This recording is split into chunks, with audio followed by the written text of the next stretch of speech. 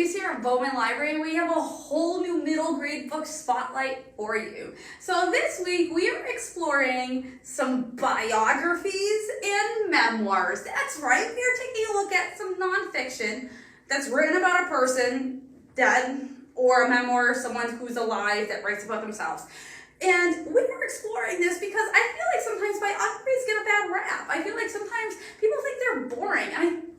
My opinion is the reason for that is it's because it's about people that maybe you already know stuff about, like George Washington or Abraham Lincoln. But believe it or not, there are way more biographies out there than just people that we think we know.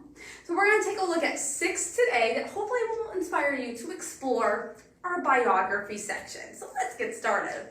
Our first one is Child of the Dream. This is a memoir written by the daughter of Jackie Robinson. It is 1963, and Sharon is living this privileged life in Connecticut, complete with her own horse, being able to attend an all-white school, and she lives in this large house. Well, she's faced some racism and some segregation, here and there a little bit. She has lived a relatively sheltered life. It was when she sees these news reports, though, of people marching and protesting in Birmingham, Alabama, that her eyes start to be open to what life was really like outside beyond her wealthy community up in the Northeast. Sharon decides that she wants to get involved too. And she wants to have others have their eyes open as well as to the events that are happening around the country that are completely different than their own community. This unique look at events that happened in history as well as how they impact people from different parts of the country, because they do impact people differently, is one that will have your eyes being open to just as well along with Sharon. This is the Child of the Dream. Presenting Buffalo Bill. This is by Candace Fleming. We're going to have another Candace Fleming coming up here shortly, because Candace Fleming, I love her biographies. I love how she takes a person that sometimes we know or maybe one you don't know, and she can completely present information in a way that you leave your eyes wide open. Presenting Buffalo Bill is a perfect example. So you may have heard of a man before named Buffalo Bill. His real name is actually William Cody. And what you may have heard about him before, though, maybe part of this elaborate plot, this elaborate scheme he has that he's made up about himself, trying to create this mythical legend of the wild, wild west. But in this biography, you will get to know the real Buffalo Bill, not the made-up person. So believe it or not, you're going to read about his childhood, and you get to the point where you find out that William Cody was a scout for the U.S. Army out in the West. It was his job to go around, see where buffalo were, see where Native Americans were living, different landforms and so on. As he's out there in the West, though, he starts picking up all these skills, and he realizes at one point, hey, I have all these useful skills, but he didn't really know how to use them. And so he decided that he needed to make some money. So he was going to take these useful skills that he has that he doesn't really know how to use, but he's going to put them together. He's going to make a show. He's going to get other people like Annie Oakley, like people like that they have other skills kind of like he does, but they're unique and there's really not a place for them to use it. And he's going to create this show, and they're going to sell tickets, and they're going to travel from town to town to town, and they're going to get famous, and they're going to get rich. And before he knows it, he has Buffalo Bill's Wild Wild West show that is basically world famous. Now, it is at that point that he goes in by Buffalo Bill, this legend, this myth has been appeared, and you will then read about what happens during this. Plus, how does it end? Because it kind of comes to this abrupt ending. Now, this biography is not just about the man known as Buffalo Bill, but you will also learn a ton about the Wild West, especially in terms of how the treatment of Native Americans were handled, not only by the government, but also by settlers, plus their role in the show. And I will tell you this, the role they played in Buffalo Bill's show would not be considered one that needs to happen today. So just briefly be aware, there is some There are some slurs, there is some racism in here, but it's just Candace Fleming presenting the factual information at a time. Make sure to read the author's note she has, because it does really put a lot of this into light. Love this one, presenting Buffalo Bill. Mercy. So this is all about Henry Bergh, who was an animal lover. And he's living in the 1800s. He's walking on the street, and one day he sees this horse that's pulling a wagon being beaten and being treated horribly by its owner. And Henry, because he's an animal lover, is so enraged by this that he tries to stop it, but there's really nothing to help him. There's no laws, there's no anything. It's just kind of telling that person to stop, and they're not going to. So he decides something needs to be done about this. Something needs to happen, because animals don't deserve to be treated that way. Plus, they can't necessarily defend themselves. You know, it's not like they have a choice in the issue. So Henry starts to do some research. He starts to explore what other countries, such as like England, are doing about, animal cruelty issues. And this leads him to create an organization known as the American Society for the Prevention of Cruelty to Animals, which is also known as the ASPCA, and it's still around today.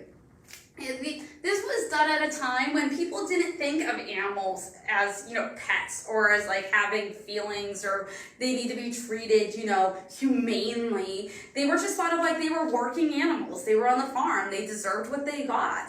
And Henry set off to change the minds of all people, and still a perspective and opinion that exists today. He was also super impactful in terms of passing laws to protect animals. And the ASPCA still does amazing work today to help protect and help all sorts of animals all over our country.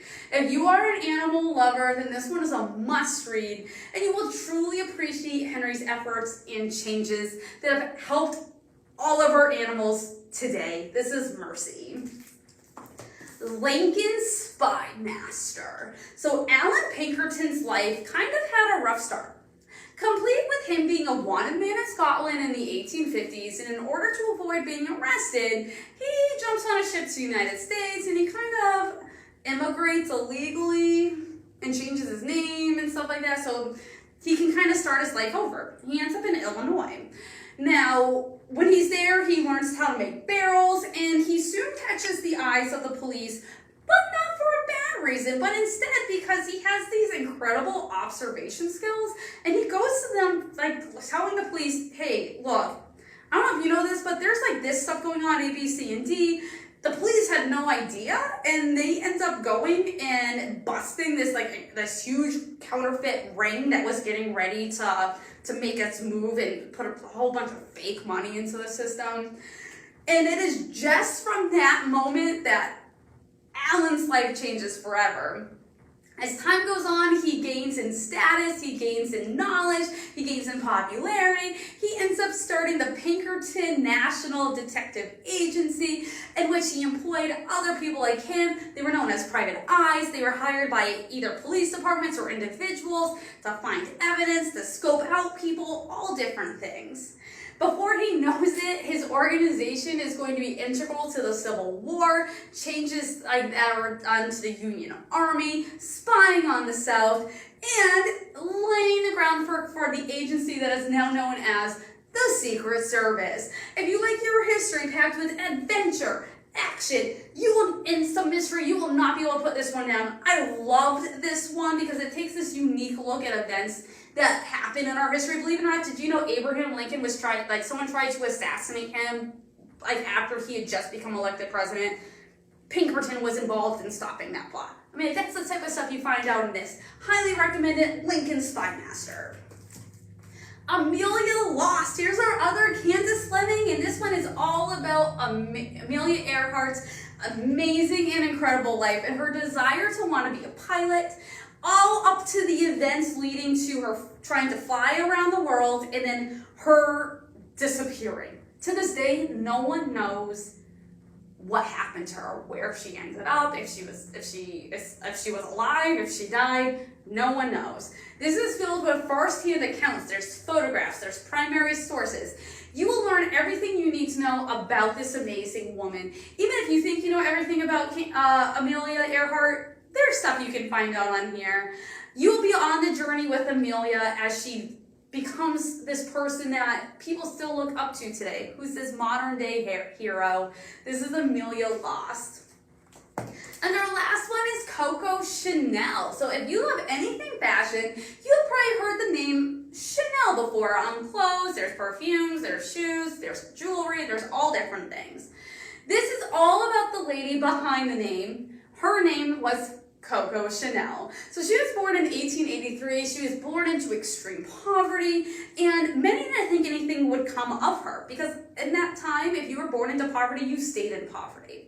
Coco wasn't having that, and she set up exactly to change her life, to the point where she wasn't even formally trained. She taught herself how to sew. Before she knows it, she has changed the fashion industry. Everyone wants her clothes. She's making designs that are adventurous, that women weren't allowed to wear at that point. They were scandalous, including wearing trousers. Women at the time were expected to wear dresses. Not Coco Chanel. This takes a whole aspect of her look. You'll know how she was as an individual, how she was as a fashion designer. She did have some scandals, including a possible relationship with someone who was suspected to be a Nazi spy during World War II, which in France was a huge no-no. But Coco did not let anything stop her, including having this worldwide brand that is still known today. If you love fashion or you just need some inspiration to follow your dreams, this one has some amazing information, plus some pretty incredible pictures, first-hand accounts. This is Coco Chanel. So these are 6 of the biographies and memoirs that we have here at the library. So I encourage you to come out, check out one of them, or maybe you'll be encouraged, inspired to explore our biography section. And you may find someone that you may or may not have heard about before, but you can use them for some inspiration, for maybe some dreams you would like to follow. So I hope you have an amazing week, and I hope you tune back next week. We have a whole new middle grade book spotlight.